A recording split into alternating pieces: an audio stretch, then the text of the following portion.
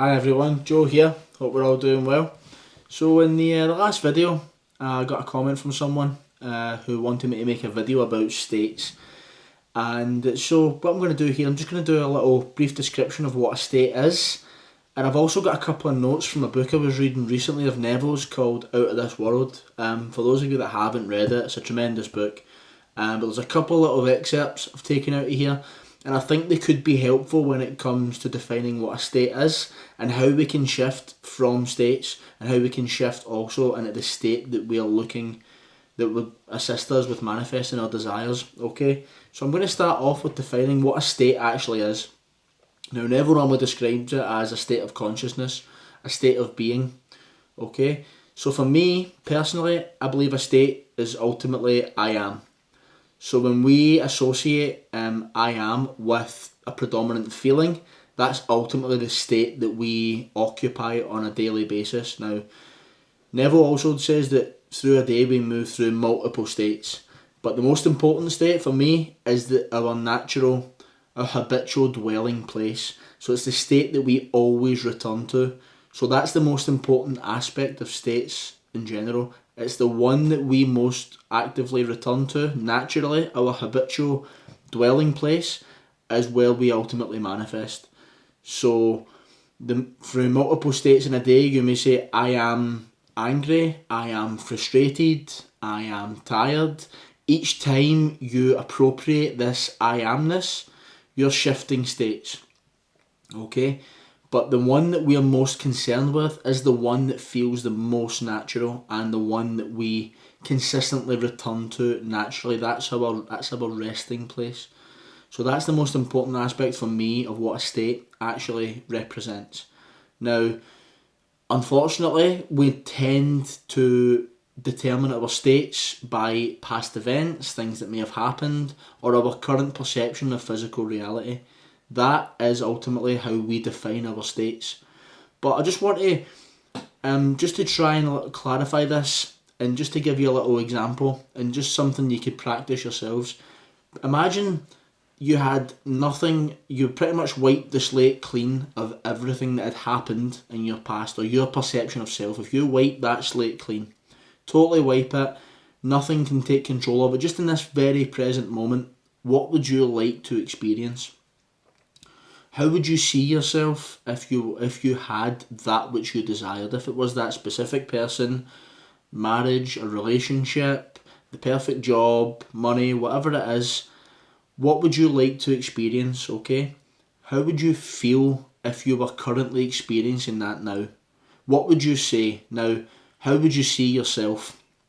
If you would see yourself by saying, I am married, I am loved, I am successful, I am wealthy, I am good enough, all these different states of I am which correspond to your desire, the one that feels most natural in correspondence with your desire is the state that we need to get to. So how do we get to that state? Imagination, that's the key. Imagination along with feeling is the secret.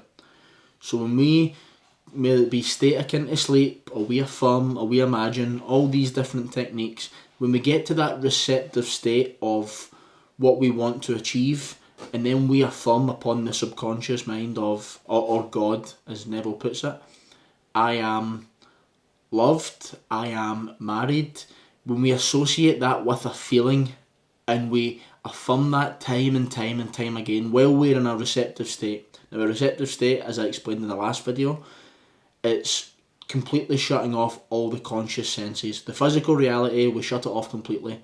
We go within, we know what we want, we know our desire. At that point, we start affirming what we would like to experience. From doing that, we associate the feeling of already having experienced it. Imagination helps us get to a place where we imagine maybe being with a specific person, maybe being congratulated on receiving the job, maybe the feeling of having so much money in the bank account, all these different things. We see it in imagination, we feel it to be solidly real, but we also, as well as feeling it to be solidly real, we get the feeling of achievement, of accomplishment, of success, of fulfillment. As I said in the Feeling of the Wish Fulfilled video, which I'll link below, That's the secret. Feeling it and feeling the fulfillment that you have achieved this. When you do that and you get it right, you will know you get it right. Why? Because that will be your natural state. That is the point where you will realise that your state has changed. You may drift through states in a day. That will still happen. Happens to me. It happens to everyone. You will still drift through states, but the one that you ultimately return to is that state of knowingness. That state of being what you want to achieve, what you want to manifest. That's the key of getting to creating the state that we want and achieving our ultimate desires, is by creating that state through feeling, through imagination, and also that feeling of fulfillment. When we get that and we get it right, we'll know we get it right, because certain things can happen to us in the day. Will no longer be moved about the physical world like a pawn, because we know that we ultimately get to rest in the state of knowingness that I am whatever the desire is. So that is ultimately my belief on what a state is. And I think a lot of people, maybe they get a little tied up on how to deal with states, understanding states, feeling like they have to be in this state 24/7. It's absolutely not the case, okay? You will shift through states in a day. Things will happen, okay? But the one that you return to most commonly is your state. So if you're conscious and you meditate and you're aware of your thoughts, just keep an eye on them, just watch.